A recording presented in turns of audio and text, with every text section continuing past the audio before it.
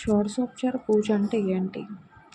మన ఇంటికి వచ్చిన పెద్దలను ఏ విధంగా ఆహ్వానించి మర్యాద చేస్తామో, అదేవిధంగా మన ఇష్టదైవాన్ని కూడా పూజాపరంగా మర్యాద చేయడమే షోడశోపచార విధానం.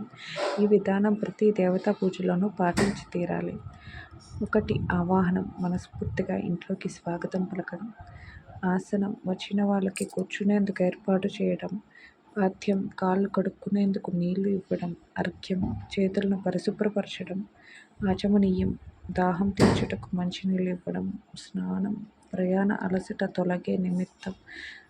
వస్త్రములు. స్నానానంతరం మడి వస్త్రములు ఇవ్వడం. యజ్ఞోపవీతం. నూతన జంధ్యాన్ని ఇవ్వడం. గంధం. శరీరం మీద సుగంధాన్ని చిలకడం. ఆభరణాలని సమర్పించడం. పుష్పం. పుష్పాలని సమర్పించడం. ధూపం అంటే ధూపాన్ని మనం మంచి అగరవత్తులు కానీ ఏదైనా వీటితో ధూపాన్ని ఇవ్వడం. అలాగే స్వామివారికి దీపాన్ని సమర్పించడం. నెక్స్ట్ నైవేద్యం పెట్టడం. నైవేద్యం అంటే భోజనం అయిపోయిన తర్వాత తాంబూలం ఇవ్వడం. అదేవిధంగా తర్వాత స్వామివారికి నీరాజనం ఇవ్వడం. నెక్స్ట్ ప్రదక్షిణ చేయడం. ఇవే షోడశోపచార పూజ. మనం ఏ దేవత వ్రతం చేసినా పూజ చేసినా మనం అందులో చేసే స్టెప్స్ ఇవే.